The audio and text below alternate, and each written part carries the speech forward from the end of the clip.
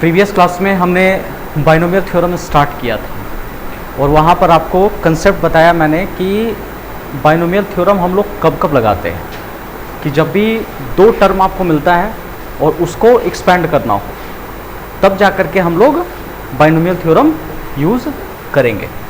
तो इसका फॉर्मूला हमने बताया था कि x प्लस वाई पूरे का पावर n, इसे हमें एक्सपेंड करना है।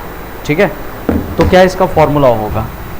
इट इज़ NC0 x का पावर n माइनस 0, इन दोनों को माइनस करके लिखते हैं, n और 0 को माइनस करके लिखते हैं, एंड y का पावर क्या लिखेंगे? 0 लिखेंगे। ठीक है, और दूसरा फिर हमने लिखा NC1 तो x का पावर n माइनस 1, y का पावर 1 हमने लिखा। फिर let me right NC2 x का पावर n माइनस 2, y का power 2। Let me right NC3 x का पावर n माइनस 3, y का power 3, plus dot dot dot plus, और लास्ट में लिखेंगे NCn x का power n minus n, y का power n हो गया। क्लियर है?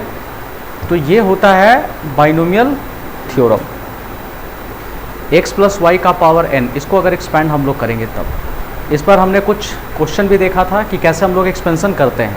अब यहाँ पर जनरल टर्म हम लोग निकालेंगे। जनरल टर्म देखो कैसे निकलेगा। पहले T1 देखिए, फर्स्ट टर्म कौन सा है? ये है ना फर्स्ट टर्म। तो लेट मी राइट NC0 और x एंड y, देखो यही होता है ना, NC0 होगा, x एंड y दोनों लिखेंगे, और x का पावर क्या होता है? दोनों को माइनस करके n माइनस 0, और y का जो पावर होगा 0 हमने लिख दिया। और T2 यहाँ दिख रहा है, तो let me right NC1 x का पावर दोनों को माइनस करके, एंड y का पावर नीचे वाला हमने लिख दिया 1। उसी तरह T3 देखिए, T3 कौन सा टर्म है? It is NC2 and x का पावर दोनों को माइनस करके n माइनस 2, एंड y का पावर 2 वी आर गेटिंग। ठीक है, ये दिख रहा है। अब हम क्या करने वाले हैं? ये पूरा का पूरा सॉल्व हो गया, r में हो गया NCR x का power n minus r, y का पावर क्या हो जाएगा? r हो गया। अगर मैं यहाँ r लिखता हूँ तो NC क्या होगा? r होगा कि r माइनस 1? नहीं, देखो यहाँ 1 था तो नीचे क्या आया? 2 था तो नीचे क्या आया? 3 था तो क्या हुआ? मतलब एक कम होते जा रहा है। अगर r होगा तब क्या होगा? r minus 1। ठीक है, तो यहाँ जो हम सब्ट्रैक्ट करेंगे ये भी अलग होगा। क्या लिखेंगे? n minus r minus 1। ये दोनों को माइनस करते हैं ना हम लोग, ये ध्यान दीजिएगा, ये दोनों को माइनस करते हैं, और y का पावर क्या लिखेंगे? सॉरी, y का पावर r माइनस 1। ये क्लियर हो रहा है सब? तो देखिए ये फॉर्मूला थोड़ा रिमेंबर करने में दिक्कत आएगा r के टर्म में, क्योंकि थोड़ा लेंदी फॉर्मूला इस तरह से रिमेंबर करना दिक्कत आएगा। तो क्या करो, एक स्टेप बढ़ा दो, r प्लस 1 लिख लो यहाँ, r प्लस। तो अगर r प्लस 1 रहेगा तब क्या होगा? NC नीचे क्या होगा? r। देखो अब r आ गया, आसान रहेगा पढ़ना। x का पावर क्या होगा? देखो x का पावर दोनों को माइनस करके, तो जब माइनस करेंगे तो n minus r, and y का पावर क्या होगा? ये r हो गया। तो ये हमारा जनरल टर्म आएगा, ये हमारा जनरल टर्म आएगा।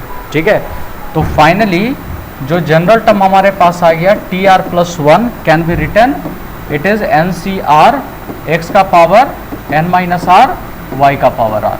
It's a general term. ठीक है, ये हमारा जनरल टर्म आ जाएगा। यही हमारा जनरल टर्म है। ठीक है, इसको पहले नोट डाउन कर दो।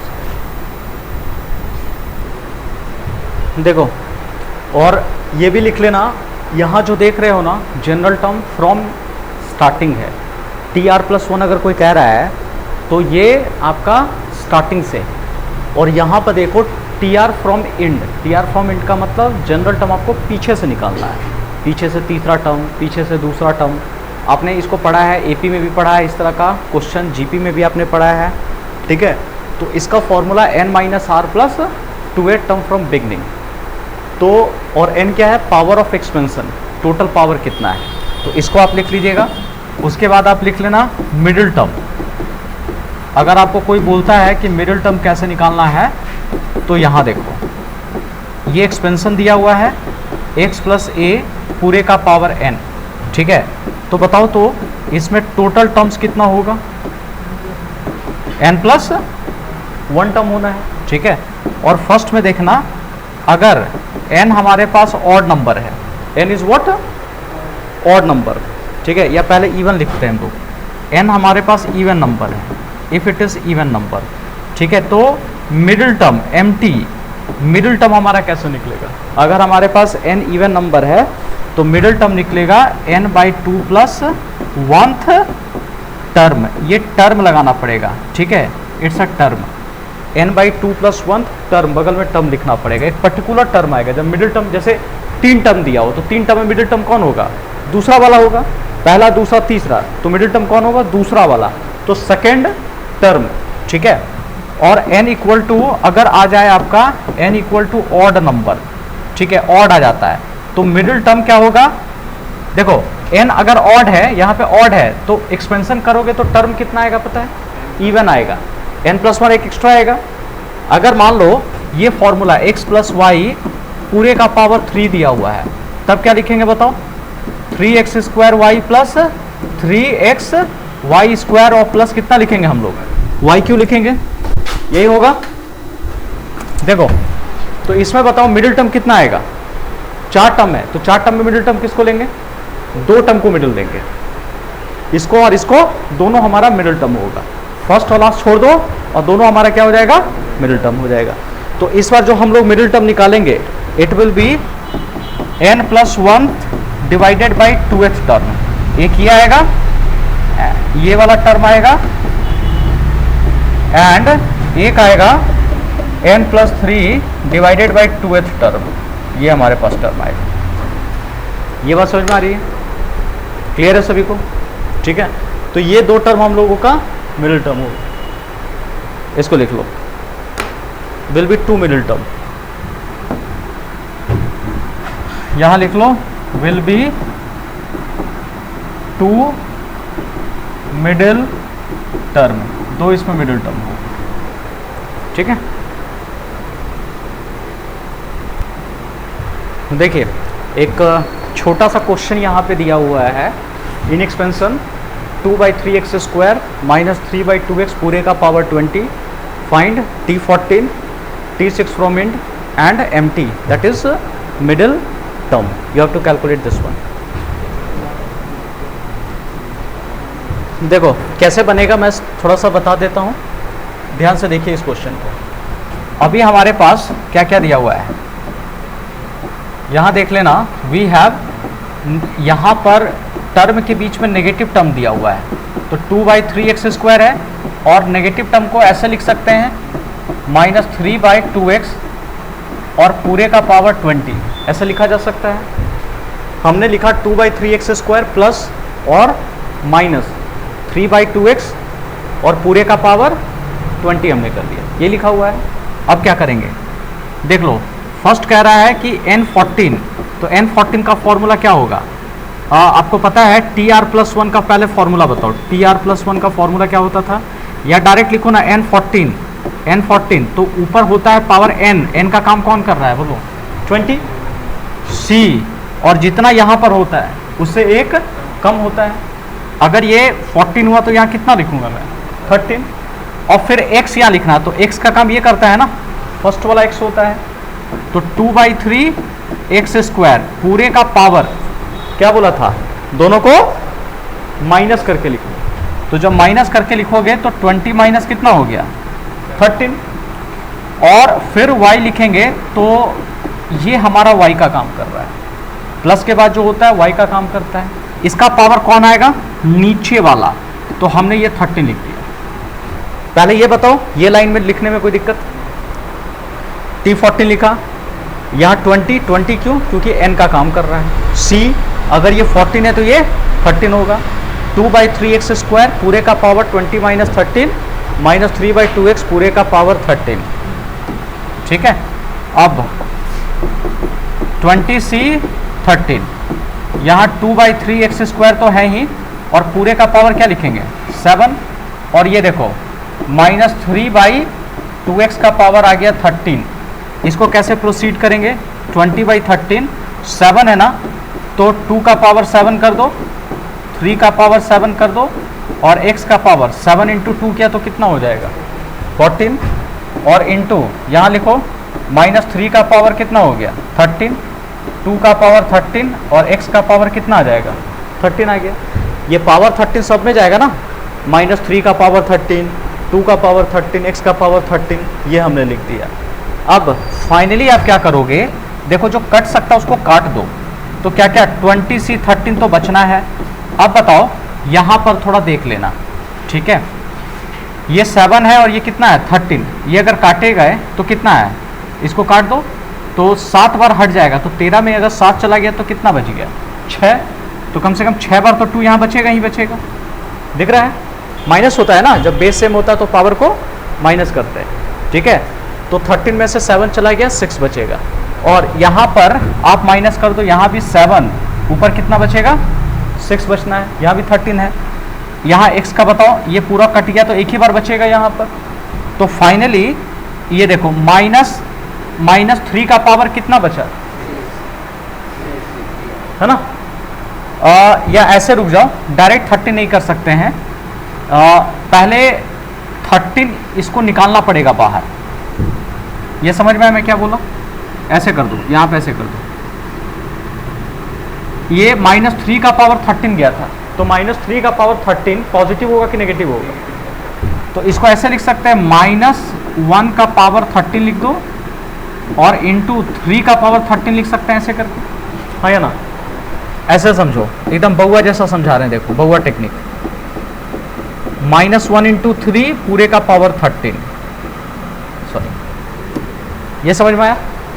-3 को लिख सकते हैं -1 इंटू 3, अब 13 कहाँ कहाँ जाएगा, -1 पे भी जाएगा और 3 पे भी जाएगा, तो -1 का पावर 13 और इंटू 3 का पावर 13 आ गया, तो -1 का पावर 13 क्या देगा -1 देगा, और ये आएगा 3 का पावर 13 आ जाएगा। ठीक है, तो यही देखो मैंने यहाँ पे किया। अब इसको थोड़ा सॉल्व करना, हाँ ये काट रहा था, इसको काट रहा था, कितना बच रहा था 6 बार में, अब कटेगा, इसको यहाँ से काटोगे 6 बार में ये चला जाएगा। अब बताओ कितना, -1 का पावर 13 कितना आ गया -1 आ गया, यहाँ कर लो 3 का पावर कितना बचेगा 6, और नीचे क्या बचा 2 का पावर 6, और इंटू ये x का पावर 14 है, तो फाइनली कितना बच गया x का पावर 14, नीचे x का पावर 13 है, तो फाइनली सॉल्व करने के बाद कितना आ जाएगा x आ जाएगा। ये क्लियर है, तो ये हमारा फाइनल का फाइनल आंसर आएगा T14। अब इसको ज़्यादा सॉल्व करने की ज़रूरत नहीं है, नेगेटिव आप चाहो तो लिख सकते हो, नेगेटिव के पैटर्न में आप इसको लिख सकते हो, ठीक है, क्योंकि ये टर्म थोड़ा लंबा चला जाएगा, पूरा कैलकुलेट करने की ज़रूरत आपको यहाँ पे नहीं है, तो यहीं पे ला करके छोड़ सकते हो। मतलब T14 का वैल्यू नेगेटिव निकाल लो, 20c 13, 3 का पावर 6 और 2 का पावर 6 इंटू x, यही हमारा T14 का वैल्यू आएगा, T14 का वैल्यू आएगा।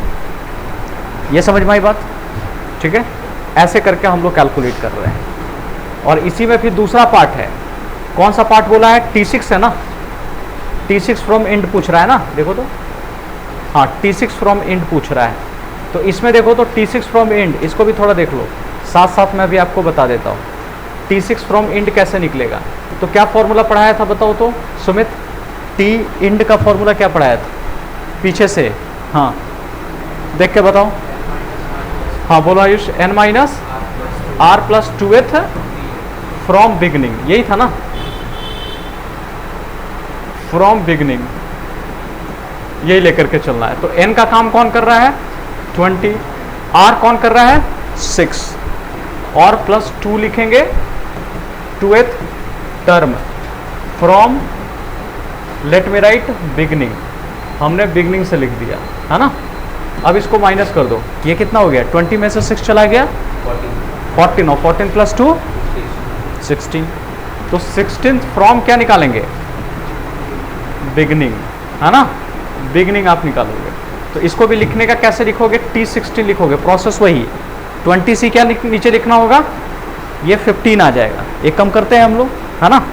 फिर x का वैल्यू लिखो, तो 2/3 एक्स स्क्वायर पूरे का पावर यहाँ पे रख दो, क्या माइनस करके 20 माइनस 15 तो आ जाएगा 5, और माइनस 3/2x पूरे का पावर 15। इसको भी उसी तरह एक्सपेंड हम लोग करेंगे जो दिया गया है 20C 15, let me right here. यहाँ लिखोगे तो 5 सब पे भेज दो, सब पे 5 चला गया, क्या क्या जाएगा, 2 का पावर 5, 3 का पावर 5, x का पावर 10 इंटू, इसको सॉल्व कर लो, माइनस 3 का पावर 15, 2 का पावर 15 और x का पावर क्या होना है 15, यही जा रहा है ना, ठीक है। We are getting this one, यहाँ से यहाँ तक हम लोग लेकर के चलेंगे। अब 20C 15 तो लिखा ही, अब इसमें क्या करना है बताओ, व्हाट वी विल डू।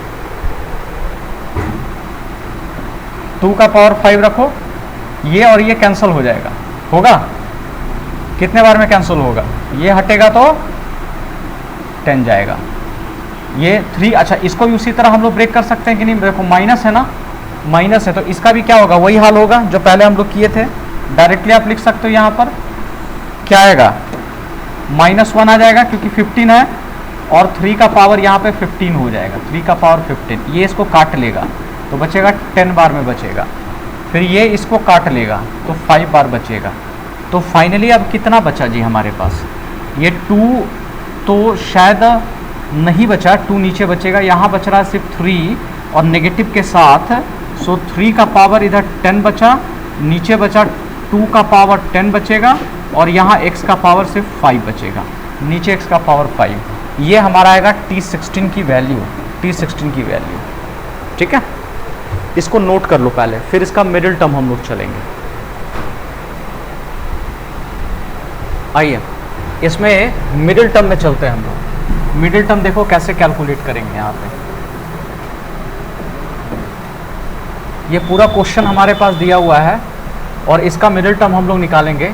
तो n = 20 है, देखो n 20 का मतलब क्या हो गया, इवन नंबर, और इवन नंबर आ गया तो एक ही मिडिल टर्म निकलेगा, n/2 प्लस 1th टर्म, तो हो जाएगा 20/2 plus 1th term we are getting. यहाँ कट कर दो 10 बार में, आ जाएगा 11th टर्म, ठीक है। तो एक ही इसका मिडिल टर्म निकलेगा T11, और T11 का वैल्यू निकालना है, ठीक है। तो प्रोसेस वही होगा, क्या लिखेंगे, 20C 10 और x that is 2/3 x square का पावर, दोनों को माइनस कर लो तो 10 आ जाएगा, माइनस 3/2x और पूरे का पावर 10 आ जाएगा, ठीक है।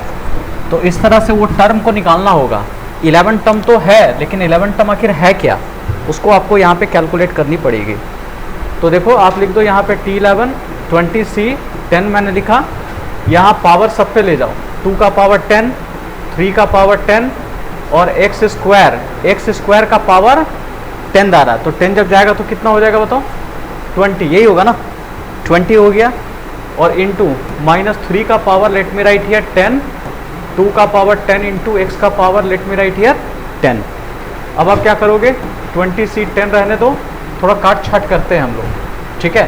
तो जब काट छाट करोगे तो 2 का पावर 10 ये वाला पूरा कैंसिल हो जाएगा, और ये देखो ये भी पूरा का पूरा कैंसिल हो जाएगा, ऊपर से ये पॉजिटिव में ही आएगा क्योंकि नेगेटिव का पावर 10 है, इवन नंबर है तो पॉजिटिव में ही आएगा, तो पूरा कट जाएगा, ये कटेगा सिर्फ 10 बार में, तो आया x का पावर 10, ये हमारा आ जाएगा मिडिल टर्म, ठीक है।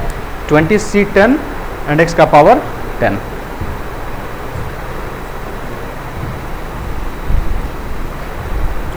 इस बार एक्सपेंशन देख लो, मिडिल टर्म निकालना है इस एक्सपेंशन में। आप लिख लीजिए, हमारे पास जो दिया expansion it is 3x - x³/6 और पूरे का पावर 7, ठीक है। तो करेंगे क्या अब हम लोग, यहाँ 3x तो है ही, प्लस -x³/6 और पूरे का पावर 7, ये हमारा हो जाएगा एक्सपेंशन, है ना। तो यहाँ पे हम लोग क्या करना है, ध्यान से देखिएगा,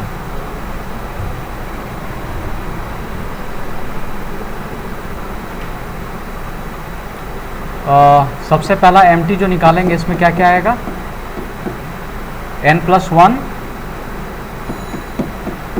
बाई 2th टर्म, एंड और क्या आने वाला बताओ, n+3 divided by 2th term, ठीक है, n+1 by 2th term and n+3 by 2th term. तो अब क्या करोगे, n की जगह 7+1 by 2th and 7+3 divided by 2th term, यह आ जाएगा 5th एंड सॉरी यह आ जाएगा 4th एंड 5th टर्म।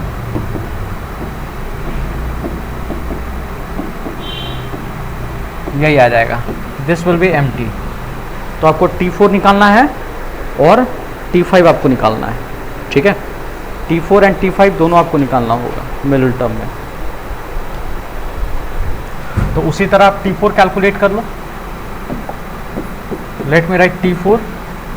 तो T4 कैसे निकलेगा, 7C यहाँ 3 होगा, x का काम करेगा 3x और पूरे का पावर दोनों को माइनस कर लो 4 और -x3/6 और पूरे का काम कर लो 3। अब इसको लेकर सॉल्व कर लो, 7 से 3 का पावर 4, x का पावर 4, यहाँ भी सॉल्व कर लीजिए, आ जाएगा -1 का पावर 3 और x का पावर 9 और 6 का पावर 3। ऐसे करके हम लोग लिखेंगे, ठीक है। इसको फर्दर थोड़ा एक्सपेंड कर लो, तो 7C3 रहने दो। क्या नेट वैल्यू कितना आया है किसी का, T4 आएगा पहले -105/8 x का पावर 15, ठीक है। तो इसको देखो सॉल्व कर सकते हो, 7C3 को लिख सकते हैं शॉर्टकट में 7 × 6 × 5 3 × 2 × 1, ठीक है, और 3 का पावर 4, तो 3 का पावर 4 रहने दो, x का पावर 4 रखो, और अच्छा x का पावर 4 x का पावर 9 मिलके कितना हो गया, x का पावर 13, x का power you will get as 13 और -1 आ गया, ठीक है। और ये हो जाएगा 6 को लिखेंगे 2 × 3 और पूरे का पावर 3, ठीक है। ये हमारे पास आ जाएगा 7 × 6 × 5, यहाँ लिखेंगे 3 × 2 × 1, और इसको अगर हम लोग सॉल्व करते हैं तो 3 का पावर 4 -1 हो गया और x का पावर 13, नीचे 2 का पावर 3 और 3 का पावर 3, ऐसे हमने लिखा। ये और ये कैंसिल हो गया, इसको और इसको कैंसिल कर दो, हटा दो, और क्या बचेगा 8। ये 7 × 5 × कितना गया था, -105 डिवाइडेड बाई 8 और x का पावर 13, ठीक है। ये आपका फाइनल आंसर आएगा। तो जो फर्दर सॉल्व हो सकता है उसको काट लेना है। और उसी तरह T5 कितना आ रहा बताओ, किसी का आया T5, पांचवा टर्म भी निकालोगे, इसका आएगा 35/48 15, x का पावर 15 आएगा। इसको कैलकुलेट करोगे T5 तो you will get this one. इसको लिख लीजिए,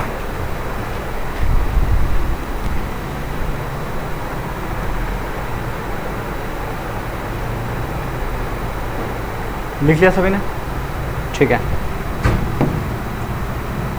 यहाँ लिखो, टॉपिक डालो,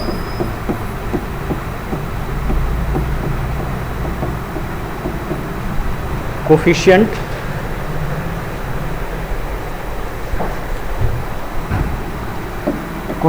of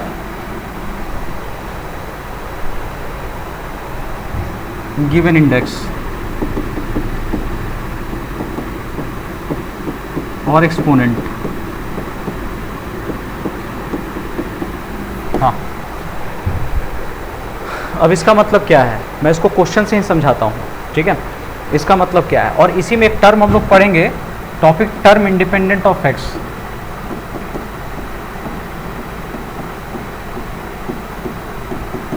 term independent of x, ठीक है। तो इसको शॉर्ट टर्म में हम लोग कह सकते हैं विच इज इक्वल टू, ये बोलो, या फिर हम कह सकते हैं कोफिशिएंट ऑफ x का पावर 0, ठीक है, x का power 0। Term independent of x बोलो या कोफिशिएंट ऑफ x का पावर 0 बोलो, मतलब सेम है। अब इसका मतलब क्या है मैं एक्सप्लेन करता हूँ, इसको क्वेश्चन से एक्सप्लेन करता हूँ मैं। ये दो हेडिंग डाल लो, दोनों हेडिंग ही है, दोनों कनेक्टेड हेडिंग है। फाइंड द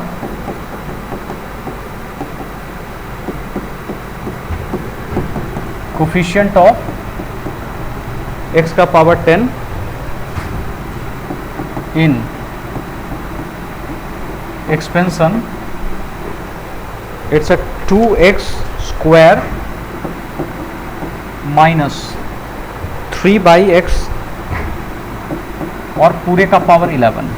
ये क्वेश्चन डाला गया है, ठीक है। इसको लिखो पहले, यहां देखो करना क्या है, find the coefficient of x का power 10 in expansion 2x square minus 3/x पूरे का पावर 11 दिया हुआ है। यही है, करेंगे कैसे, ध्यान से सुनना।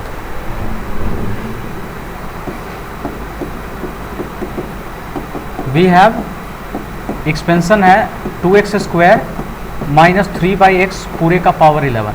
अच्छा, इसे क्या समझ में आ रहा है, अगर इसको एक्सपेंड करोगे तो टोटल टर्म कितना आएगा, 12 टर्म आएगा। और बोल रहा है कि आपको वो टर्म बताओ, find the coefficient of x का पावर 10। मतलब कि इसको जब एक्सपेंड करोगे तो एक्सपेंड करते वक्त 12 टर्म है, 12 टर्म में ऐसा हो सकता है कि कहीं ना कहीं x का पावर 10 आएगा, 12 टर्म में कहीं ना कहीं हो सकता है x का पावर 10 आएगा। और उस x का पावर 10 के पहले क्या कोफिशिएंट का मतलब क्या होता है, इसके पहले कुछ भी रखा रहा है, सपोज 12x का पावर 10, तो कोफिशिएंट का मतलब क्या होता है, इसको छोड़कर जिसके बारे में बात हो रही है उसको छोड़ के जो बचता है वो क्या होता है, कोफिशिएंट। यही होता है ना, ठीक है। जैसे मान लो ये पूरा ट्रेन हो गया, ये बोगी को छोड़ के जो बचता है engine, we are talking about engine, ठीक है।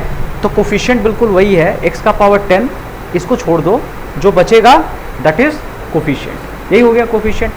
अब बताओ, तो मुझे नहीं पता कि x का पावर 10 कहाँ पे आने वाला, ये कौन सा टर्म में आएगा नहीं पता है, तो लेट मैं कर देता हूँ TR+1 बी द टर्म, ये टर्म में आएगा, ठीक है, टर्म ले लिया। तो जब ये TR+1 है तो फॉर्मूला के हिसाब से NC लिखेंगे, तो n का काम क्या कौन कर रहा है, और नीचे क्या लिखेंगे, R होगा, एक कम हो जाएगा। अब x का काम कौन कर रहा बताओ, 2x स्क्वायर पूरे का पावर माइनस करके 11 माइनस R, और फिर y का काम कौन करेगा, माइनस 3/x और पूरे का पावर R, ये लिख रहे हैं हम लोग। अब ध्यान से देखना, थोड़ा सा बढ़िया से एक्सपैंड कर दो, 2 का पावर देखो 11 माइनस R यहाँ भी जाएगा, और x स्क्वायर यहाँ लिखेंगे 11 माइनस R, और इनटू यहाँ भी कर लो माइनस 3 का पावर R, और x का पावर क्या हो गया, R हो गया। 11 माइनस R 2 पे भी चला गया, x स्क्वायर पे भी क्या चला जाएगा, 11 माइनस R। अब जहाँ जहाँ x है उसको थोड़ा सॉल्व कर लो, 11CR लिखते हैं, 2 का पावर 11 माइनस R रहने दो, माइनस 3 का पावर R रखो। अच्छा, x का पावर मल्टीप्लाई कर दो, 22 माइनस 2R, और x का पावर कितना हो गया, R हो गया, ठीक है, x का पावर R हो गया। अब कितना लिखेंगे, 11CR, यहाँ लिख दो 2 का पावर 11 माइनस R माइनस 3 का पावर R। जब बेस सेम होता है तो क्या होगा, पावर माइनस हो जाता है, तो x का पावर क्या बचेगा, माइनस कर दो, तो 22 माइनस 3R, यही है ना। तो we are getting this one TR+1, यही हमारे पास TR+1 हो गया। ये क्लियर है। अब हमें क्या चाहिए, x का पावर क्या चाहिए, 10। तो कंपेयर करो, ऑन कंपेयरिंग मतलब यही वो टर्म है जहां पे x का पावर क्या आएगा, 10 आएगा। तो पावर कंपेयर करो, x का पावर वहां क्या था, 10, और यहाँ x का पावर क्या है, 22 माइनस 3R। तो 10 का काम मतलब x तो है ही, तो 10 का काम कौन कर रहा है, पावर। तो power 22 minus 3R equal to क्या हो जाएगा, 10 हो जाएगा। हमें क्या चाहिए, x का पावर 10 चाहिए, यहाँ x तो यहाँ भी x, तो ये पावर ही क्या काम कर रहा है, 10 का काम कर रहा है। तो यहाँ से r का वैल्यू निकाल लो, इसको बुलाओ इधर direct, 22 minus 22 minus 10 equal to 3R, तो 12 equal to 3R, R equal to 4। यही दिख रहा है ना, r इक्वल टू 4। जब r इक्वल टू 4 आ गया तब क्या करो, इसको पुट कर दो बट इस इक्वेशन में, इस इक्वेशन में पुट कर दो, पुट इन इक्वेशन 1। देखो जब पुट करोगे तो t r की जगह पुट करोगे क्या 4, तो 4 प्लस कितना हो जाएगा, ये आ जाएगा कितना 5, समझ में आया 5, और यहां पुट कर दो 11c 4, 2 का पावर 11 माइनस 4 माइनस 3 का पावर 4 और x का पावर 22 माइनस 3 इंटू 4 आ गया आपका, यही हो जाएगा। यहां देखो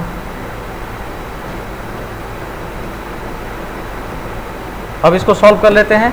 11CR इंटू 2 का पावर माइनस करो 7, यहां माइनस कर लो, देखो 3 का पावर 4 होगा, डायरेक्टली कर सकते हैं, 3 का पावर 4 पॉजिटिव में आ जाएगा, और ये कितना बन गया x का पावर 10।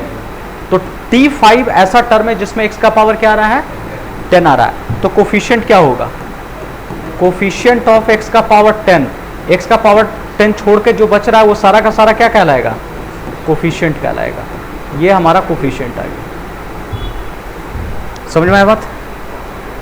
तो ऐसे करके ये कोफिशिएंट निकल रहा है। तो मुझे नहीं पता था x का पावर 10 कहाँ आएगा, तो मैंने जनरल टर्म ले लिया, इसको पुट किया जनरल टर्म लगा करके, x पूरा सिंप्लीफाई करके x का पावर में कन्वर्ट कर दिया, और जब पावर आ गया तो पावर इक्वल टू क्या आ जाएगा 10 से हम इक्वेट कर लेंगे इसको, ठीक है ये चीज। चलो पहले यहां तक लिखो जल्दी से।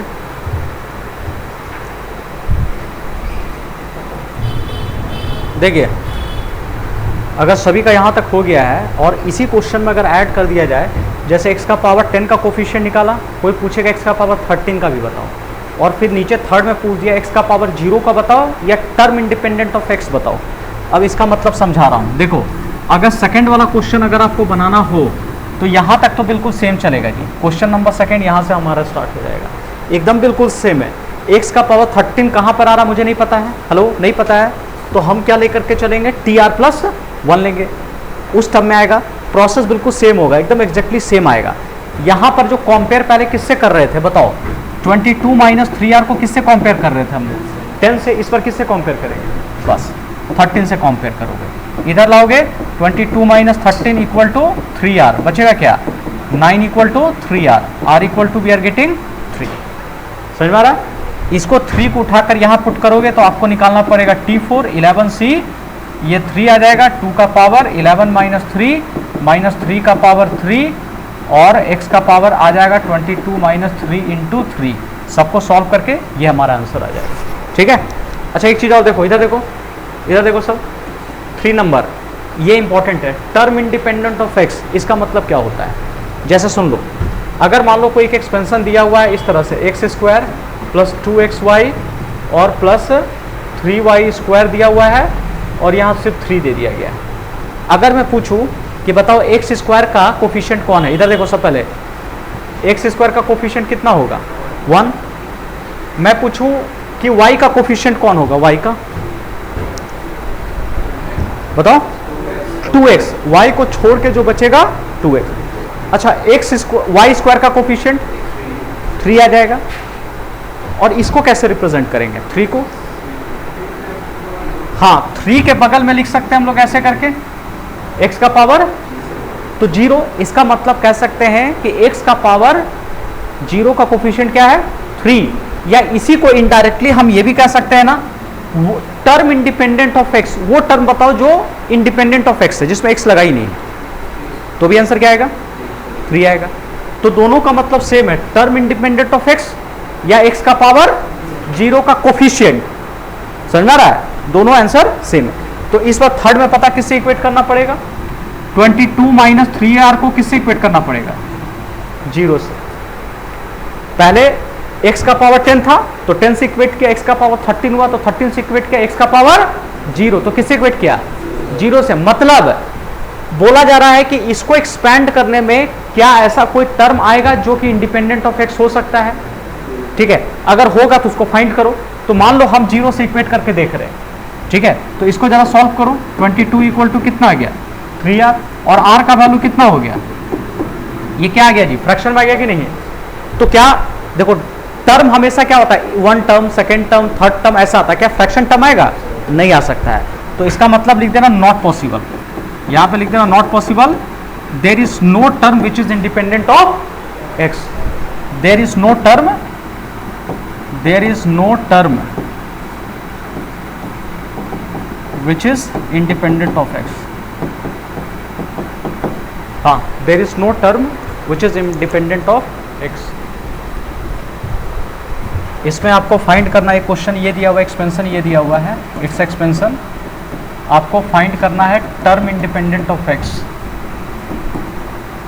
Find term independent of x. और इसी को दूसरे में कैसे लिखा रहेगा, कोफिशिएंट ऑफ एक्स का पावर 0, कोफिशिएंट ऑफ एक्स का पावर 0 ये लिखा मिलेगा। तो बनाइए, प्रोसेस वही है कि मुझे नहीं पता कौन सा टर्म है, तो लिख TR+1 बी द टर्म, आप यहाँ लिख दीजिए बी द टर्म। तो TR+1 लिखेंगे, 12CR लिख दो, x का power 12 minus r minus 1 by x का पावर r। तो 12CR तो हमने लिखा ही, x का पावर 12 माइनस आर माइनस 1 का पावर r, x का पावर r। 12CR लिखा, x का पावर 12 माइनस आर माइनस 1 का पावर r। देखो x सेम है तो आ जाएगा 12 माइनस 2r हो जाएगा, माइनस 1 का पावर, यहाँ बचेगा r। यही हमारा आ जाएगा TR+1, ये हमारा इक्वेशन 1 है। ठीक है, ये हमारा इक्वेशन 1। जैसे ही हमारे पास इक्वेशन 1 आ गया, कंपेयर करेंगे। अब किससे करेंगे? ऑन कंपेयरिंग, यस कंपेयर कर लो। तो 12 माइनस 2r इक्वल टू किससे? 0। तो 12 इक्वल टू 2r, तो r इक्वल टू 6। तो पता चल गया कि 6 टर्म में टर्म इंडिपेंडेंट ऑफ x आएगा। तो यहाँ पे पुट कर दो 6, 6 + 1 कितना हो जाएगा? 7। अब लिख दो 12 से 6, x का पावर 12 माइनस 2 इंटू 6 और माइनस 1 का पावर आ जाएगा 6। तो बचेगा 12 से 6, ये हो गया x का पावर 0 और इंटू 1। तो फाइनल आंसर 12 से 6, ये आएगा टर्म इंडिपेंडेंट ऑफ x। 12 से 6 मतलब जिसमें x रहेगा ही नहीं।